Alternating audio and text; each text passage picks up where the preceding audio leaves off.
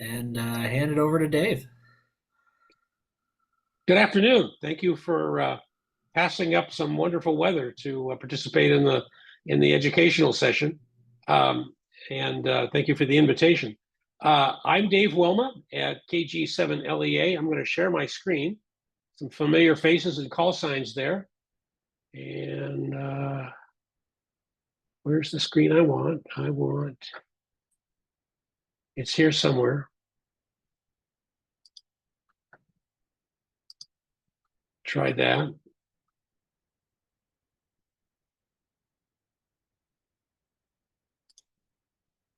It's not coming up. Let's try it one more time. Share screen.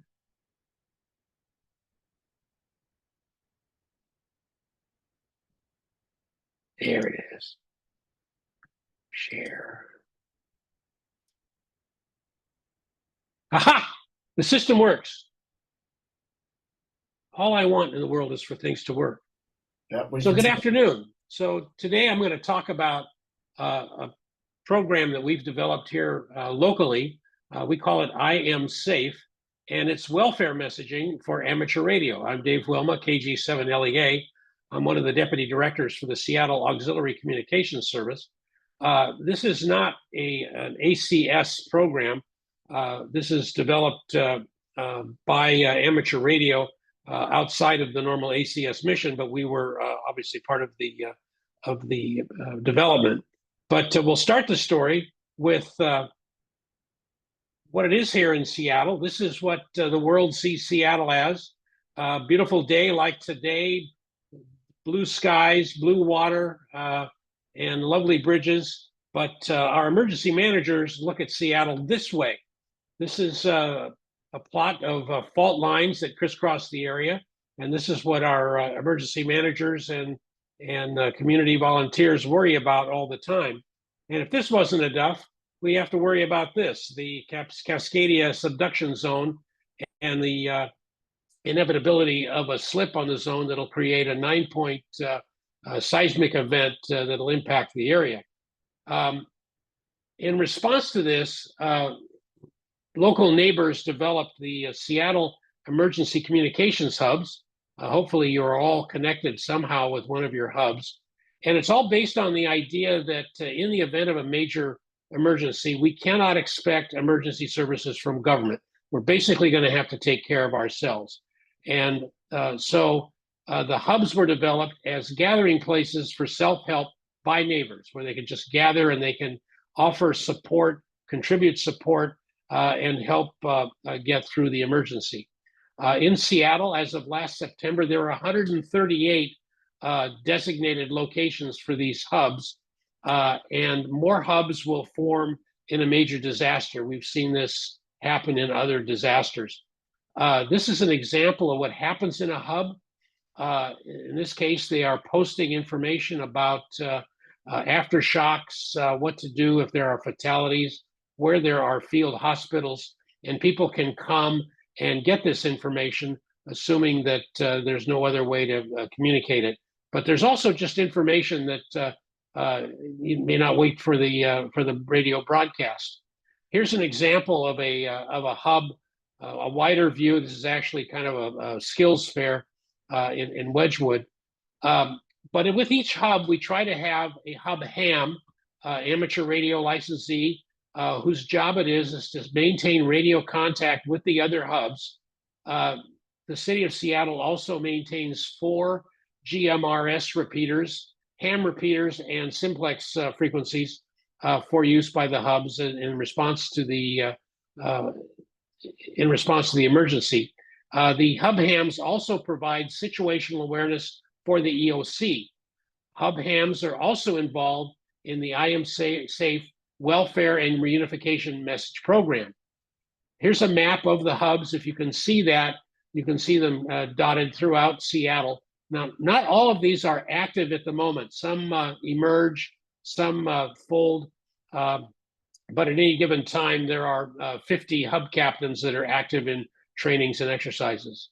Here's an example of a hub ham up on Magnolia. You can see that he's got his caffeinated beverage, his salt and pepper for his hard-boiled eggs, his written report form, laptop, and his Go box.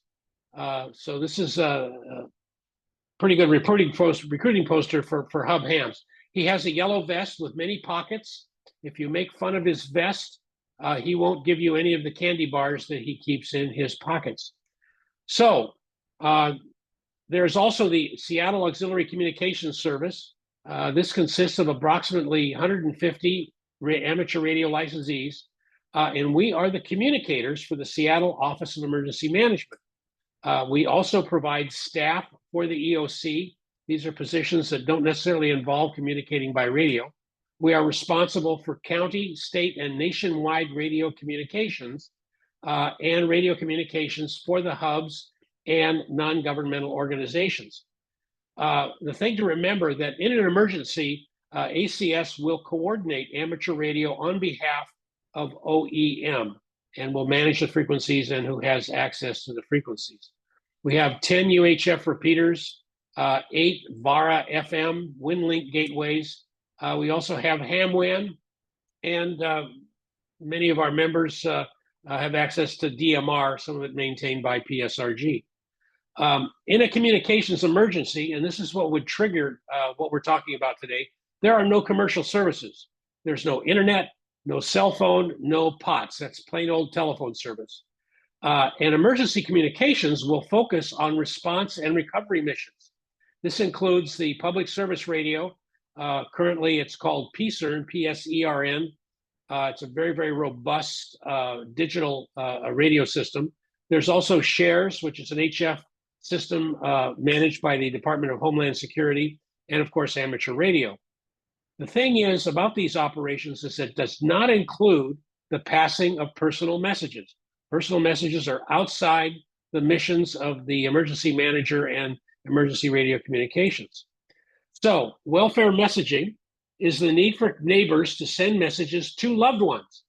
It is the lowest priority in emergency communications, but it is the highest priority to the neighbors around us, to the affected neighbors.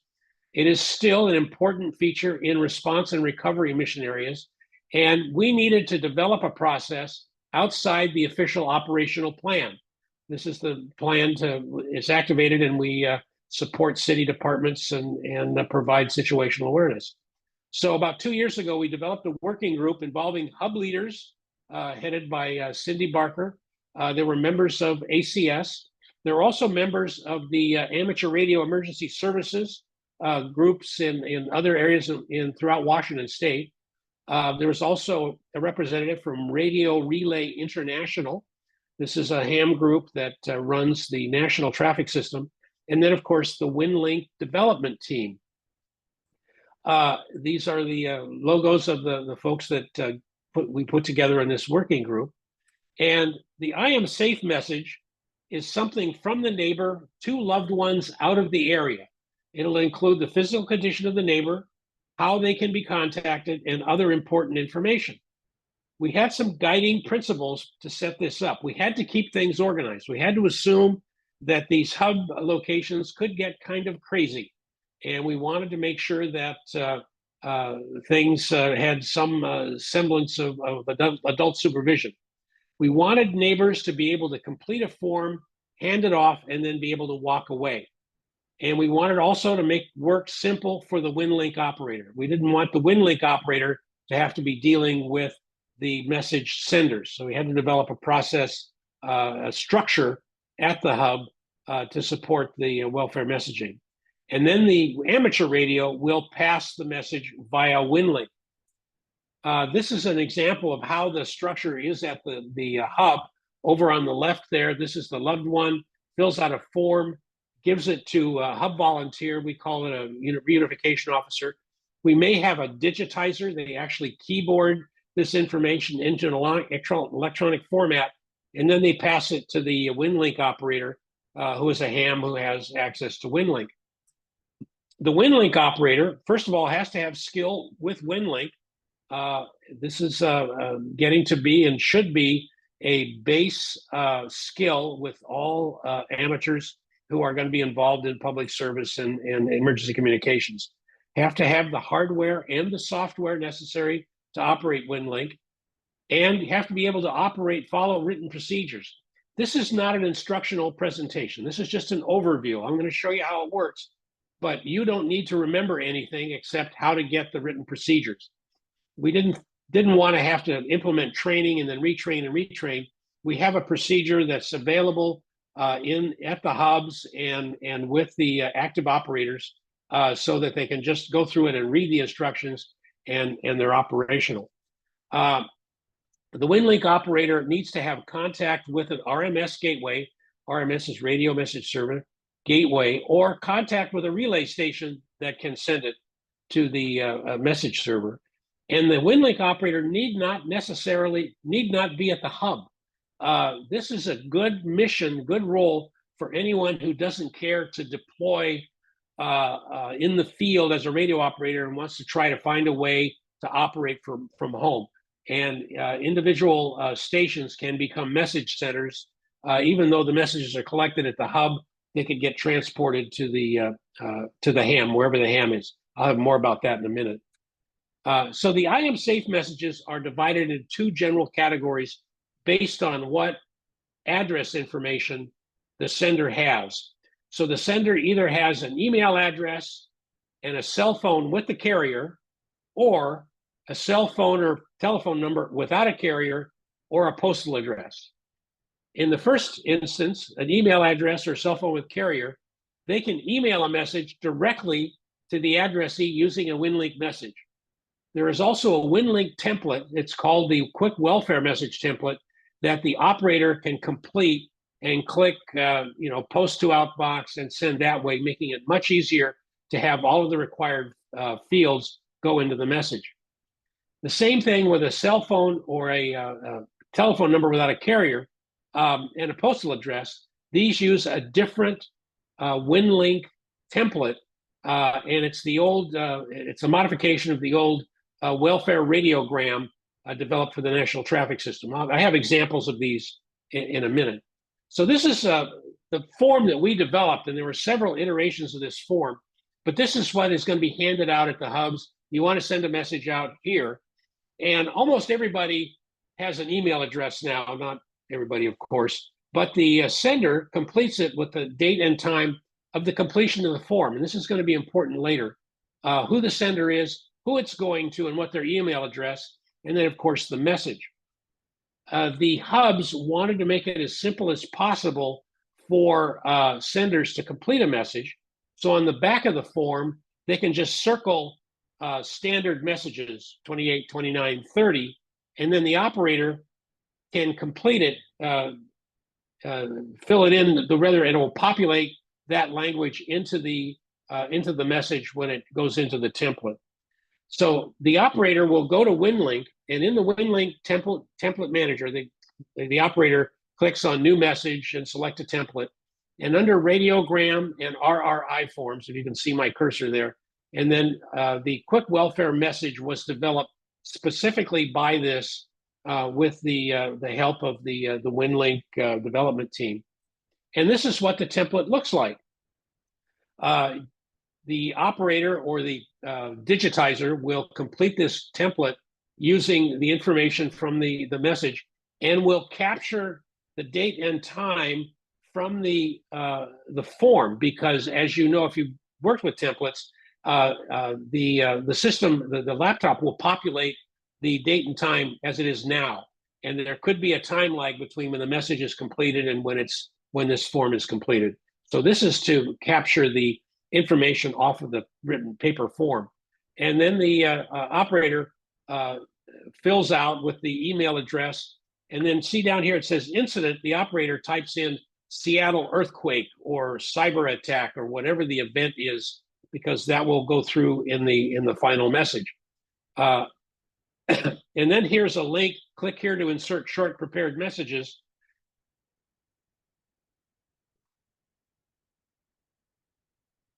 And that brings up that list of prepared messages, and the operator clicks 28, 30, whatever. And then when the operator clicks post to outbox, this is the WinLink message that gets populated strictly from the template. As you can see, it was sent from, and do not reply, because the message is going to be sent from an amateur radio operator, and replying is just not going to get it back to the original sender. And then the WinLink operator will send this message when an RMS gateway is available.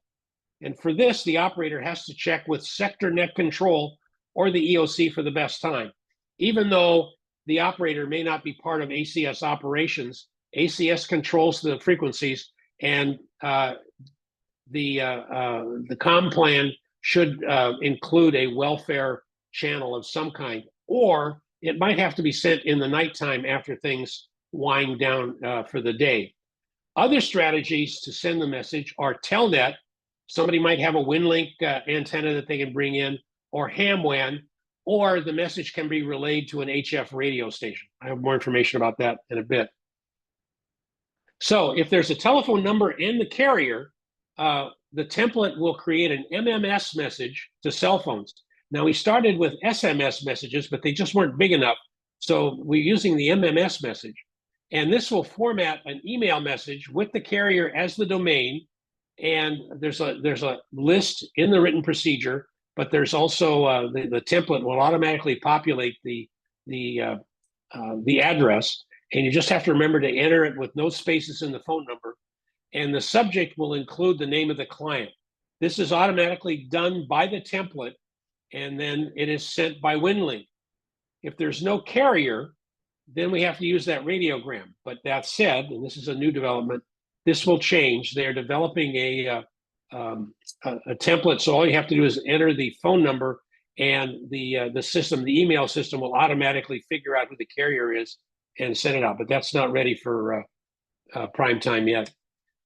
This is an example of an I am safe message with the cell phone and the carrier. You can see it's AT&T, and here's the message that has been completed. Cats are okay. That's all everybody worries about. Go to the quick welfare message, and here's the email address. The operator enters the email, the phone number here, no spaces, and there's a drop-down box to select the carrier. And then they click here, click to enter, and it automatically will populate an email address that'll go to the text message on the device of the receiver. And this is the WinLink message, what it looks like when it goes out. As you can see, it's really, really spare. And then this is what it looks like when it arrives at its destination. There's the text of the message. But the main thing is to see in the top and the subject line from the person who sent it, so that the receiver knows that it's not spam, that it's something that they should pay attention to. And we spent a lot of time developing the format so that it would develop this on the other end. Now, if you use a landline phone or a cell phone with no carrier or a postal address, then this is an example of the form filled out. For the phone number, we need to know where the person is, because this message has to be handled by human beings. And as it gets put into the national traffic system, we have to know what part of the country to send the message. You can see this message is selected to populate the pre-printed, the pre-formatted messages. Again, this is the welfare radiogram template. This is the next one down in the template list. And this is what the template looks like. And for those of you that remember or have dealt with the national traffic system, this is the NTS format. This was originally developed in 1949 and was intended for originally CW, but obviously a phone took over, and now it's been digitized. But you can see that the operator will complete the various fields, including here's the phone number, and but we'll also have to have a city and a town, because this is the next step that the operator does. It says, see it down here at the bottom, click here and select the liaison station. The operator, first of all, will select the various pre-printed messages and see it. You can see it says, I am safe and well, currently in the family and friends. That's automatically done. But then the operator has to select the part of the country that the message goes to. In this case, it's California. That helps populate the message that then goes out by WinLink. Here's the WinLink message. You can see that the WinLink address, back up. The WinLink address in this case is RRI-region 6. There's also a copy that goes to the archive, and it's formatted to be handled by the national traffic system. Again, people are going to be handling this message. This is not done automatically. If there's a postal address, it's the same kind of thing. You put in the address. In this case, the postal address goes into that welfare template, and this is actually going to end up being either hand delivered or a postcard or letter will be sent to this address. It's depending on the traffic, the volunteer may just hand deliver the message. For the WinLink operator, there are various strategies that they can undertake. First of all, they would send the message through a local RMS FM gateway. We have many here in the Seattle area. They're VARA gateways. Most of them, there's still some packet gateways operational, I think.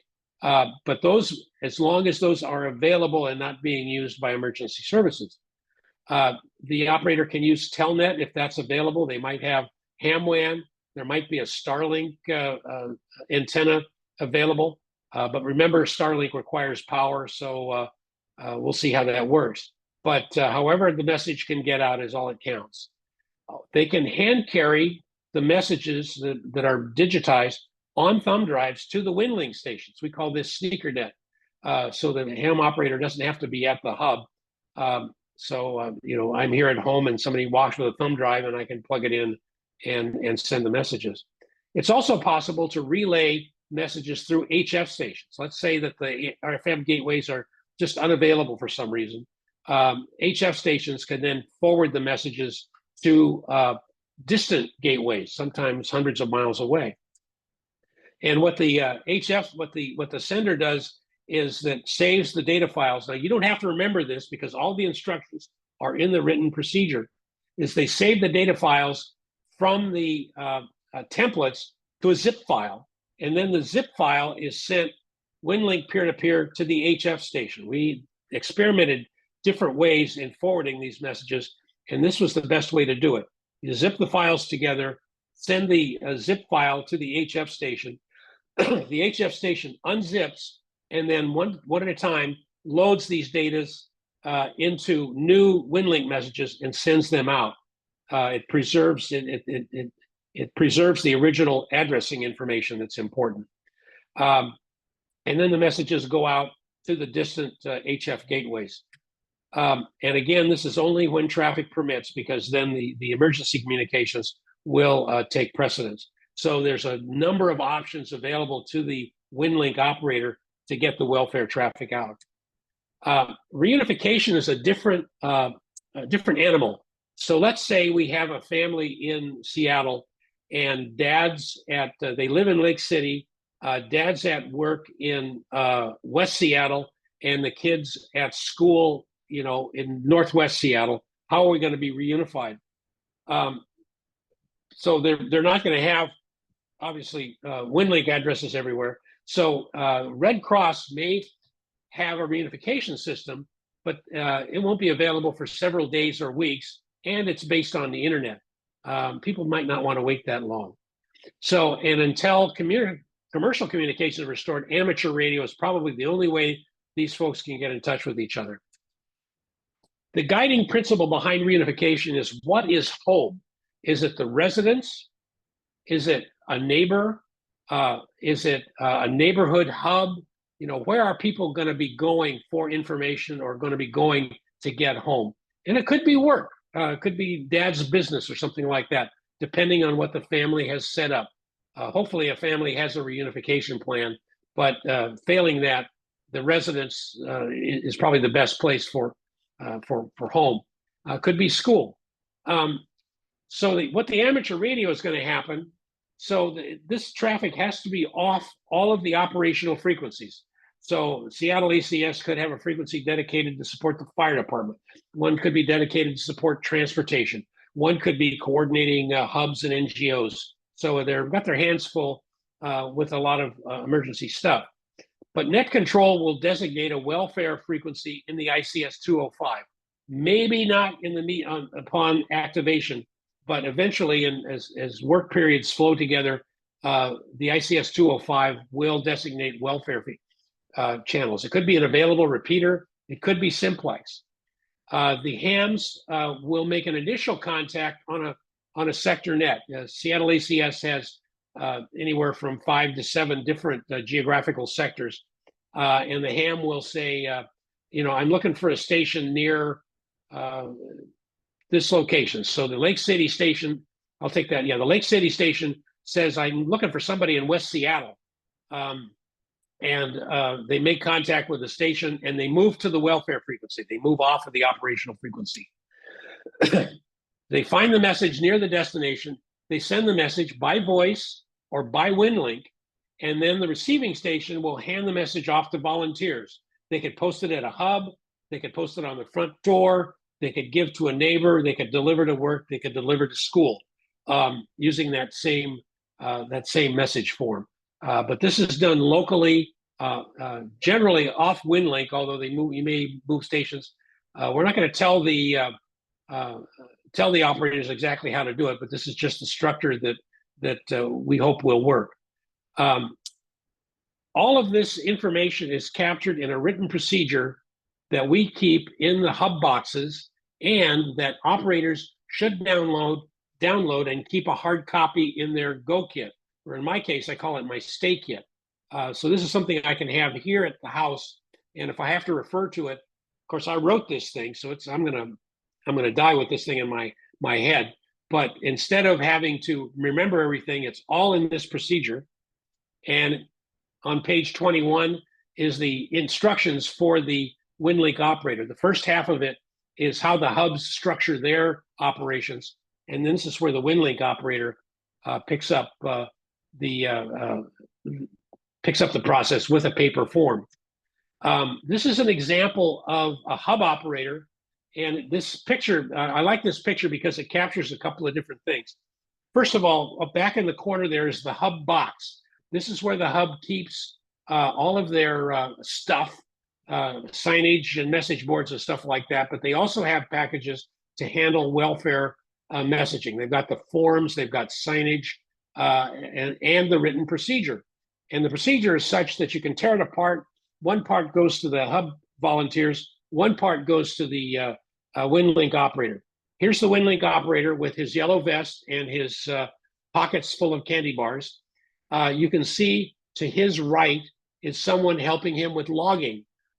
That's always an important part of the operator function.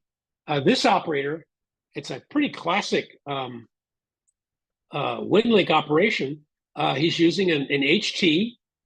He's got his laptop.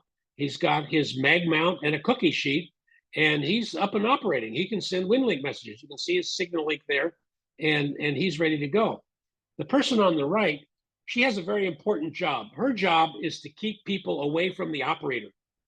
We did a number of tests of this, and we found the first thing that people wanted to do is go talk to the operator and see what the operator is doing. Her job is downfield blocking and to keep people away from the operator so the operator can focus on what he's doing. This is the only thing that you really need to remember out of this whole presentation, other than it's here. And this is a website for Radio Relay International. So this is a separate amateur radio group, and they operate the national traffic system. The ARRL, National Traffic System, is part of ARRL, but they don't really support it too much. These guys actively support it and move messages. And in an emergency, RRI will activate its volunteers 24/7. At present, they only check for messages twice a day. You can send test messages, but they're only going to get picked up twice a day. In an emergency, they'll go 24/7 waiting to receive messages. And on this website, over on the right, scrolling down, I haven't shown you on this, is a PDF of the written procedure that you can download. There's signage, there's all kinds of other features. But the link is there, radiorelay.org, and then I am safe.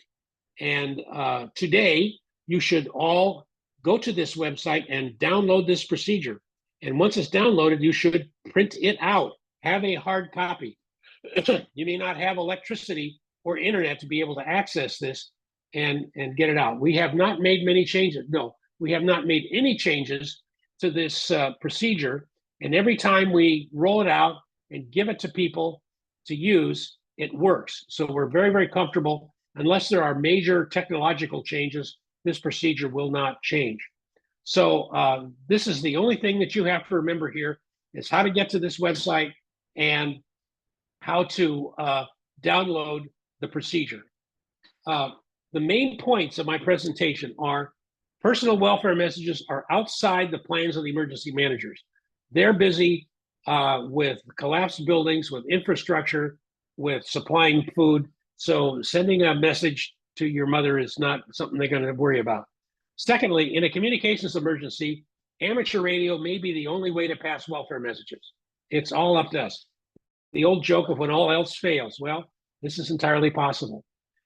Operators do not need to learn this process. Operators just need to know where to find the written instructions and how to follow the instructions.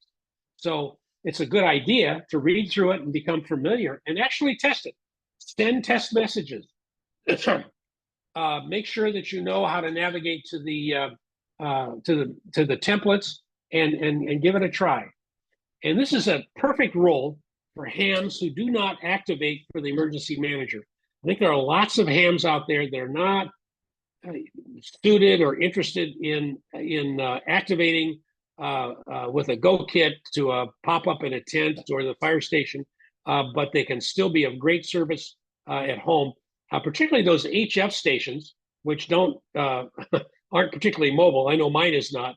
And so it's a way to include hams. I call them home hams, but I don't want to make that sound too pejorative. But it's a good role, and I as I have pointed out, I wrote an article for the QSC magazine, came out in February, and I've been getting fan mail from around the country on this particular process. People have read this and go, wow, this is cool. And I've gotten messages from Florida, from Pennsylvania. I gave this presentation last week to the club in Bozeman, Montana. And I delivered another presentation last weekend to the group in Highline. I've delivered to FEMA Region 10 and to the King County Aries group. So, anybody that wants this pitch, I'm happy to go online for half an hour and see if it's worked. So the next steps for you is download a hard copy of the procedure.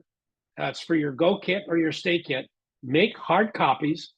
Develop a competency with WinLink and test the welfare messaging. Contact your neighborhood hub leaders and also know where your closest hubs are and have a plan for a communications emergency. So does anyone have any questions? I'm going to stop share. And there's a chat. Are there any questions in the chat? There's the link. No. Yeah, I don't see any questions in the chat. I posted the link to the website and the link to the procedure. Yeah, thank you. So any comments, questions, comments, construction comments, obviously. One comment I've heard is, wow, the national traffic system, I don't know. Those guys, but it's what we have and we'll make it work. I have a question.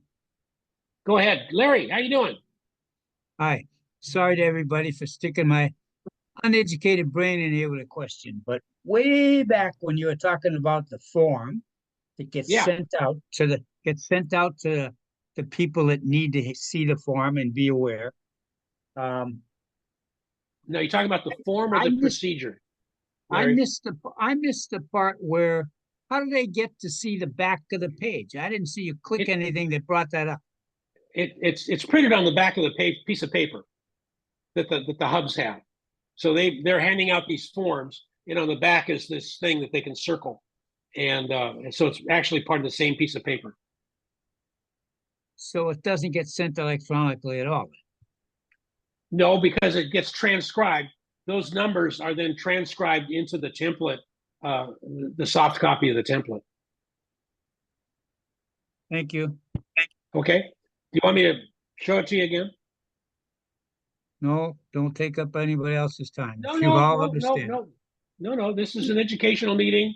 Doug is keeping score about how many people are educated in these meetings, and you count 5 points, Larry, for education. Larry and I go back a long time. Okay.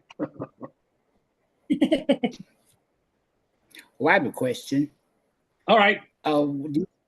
These neighborhood community hubs, are they unique to the Seattle area, or is it something that's going on in other parts of the country? Because I'm The not answer sure if anything is like that exists where I don't know. I think that it's a grassroots kind of thing, and it's being picked up in various communities. We have the resource that we have here is Cindy Barker. So if you ever worked with her, you know that she's a very passionate community organizer.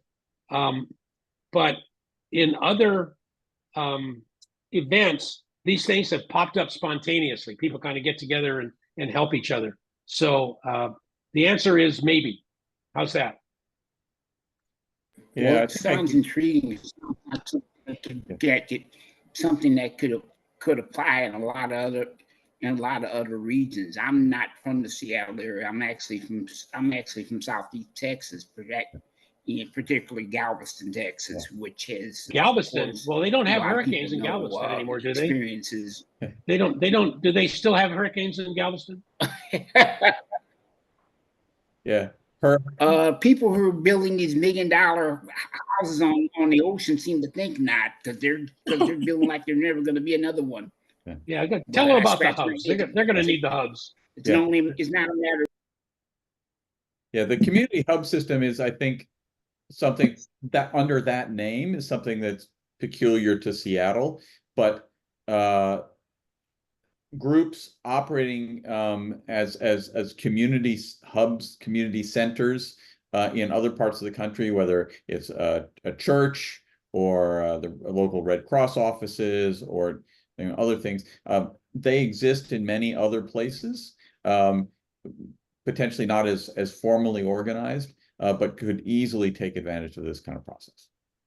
And now that I think of it, I saw a presentation from Walnut Creek, California, and they have an analogous system there, but it's actually organized by the local emergency manager. The one in Seattle is kind of bottom up kind of thing, but it gets a lot of support from the emergency manager.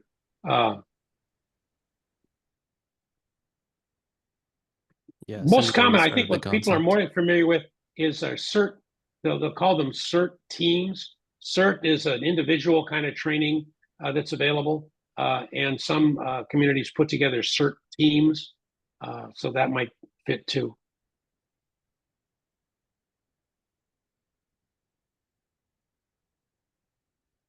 Okay, everybody's going to go to the website today, and they're going to download that procedure today, and they're going to print out a copy today.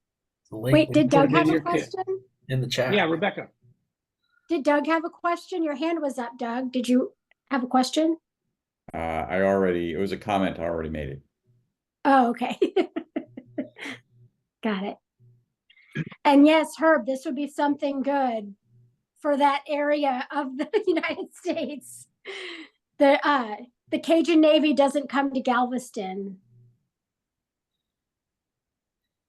Yeah, if you're looking for more information, the Seattle Emergency Hub's website has a ton of documentation. All the manuals that you need to run a hub are up there, and we have some trainings that are called Hub 101. If you're interested in that particular concept, we might be able to do some recordings or live stream.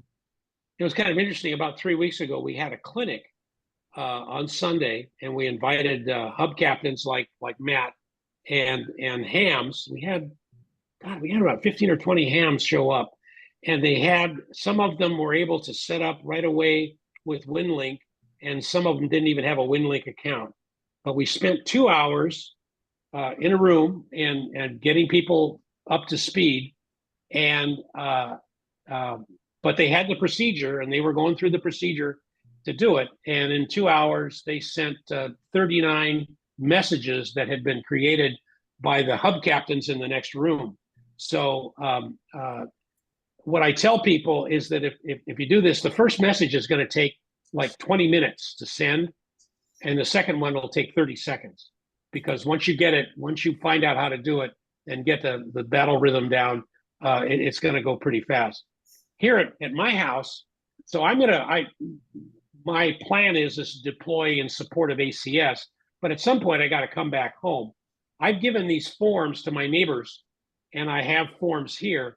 So I would expect to come back here and have these forms waiting for me. So I would fire up my HF station, because I've got it's battery operated and everything. And I could get these messages out before I go to sleep.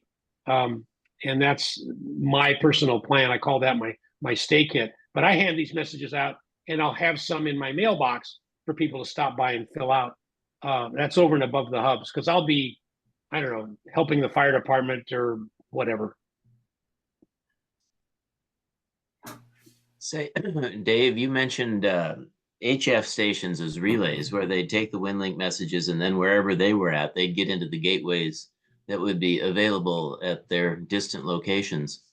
And so the connection with that HF station, are you doing that with them as a gateway, or do you do that with some kind of peer-to-peer with that HF relay? It's however they work it out. There's a peer-to-peer is one way to do it. Somebody might hand carry the thumb drive. I have a list of HF stations, HF operators who have volunteered and said, yeah, my station might be available, but we'll probably just have to go on the air and find out who's got a station. But however, whatever it takes to get those saved data files to the HF station. So I bring this up because I might be thought of as maybe a shorter range HF station. I'm just looking right now, I'm listening to a packet station up on Salt Spring Island. I'm hearing their gateway. So possibly I could get to a gateway that's not quite local, but they still have internet connectivity, but on VHF or UHF. Well, that's the HF, UHF. If then I say about HF is you can use a gateway in Utah or Oregon or Nevada. Right. That, I'm just trying to think of, my HF situation is horrible. I'm not going to be much help there, but I could help on UHF and VHF. Well, you know, in the event of a major seismic event, Salt Spring Island would not be my first pick. Well, I just pulled that out of that out as a distant station. I can also, I think, usually talk to that. What's the station down there at Fort Lewis that handles a lot of the stuff? Anyway, I can hear them. They're going to be busy. They're not going to be handling welfare traffic. Got it. Okay. If the emergency is local, those local gateways are going to be busy. Probably those HF ones might have more time to deal with us. If they survive, don't forget one communications emergency could be a cyber attack. Ask the Ukrainians what that's like. Right. Okay. All right. Any more questions? Okay. With that, all right. Thank you so much, Dave, for taking the time today to come give this presentation. We really appreciate that. All right. Anytime. Good luck, everybody. 7-3. All right. 7-3. Thanks, Dave. Y'all take care of you and yours.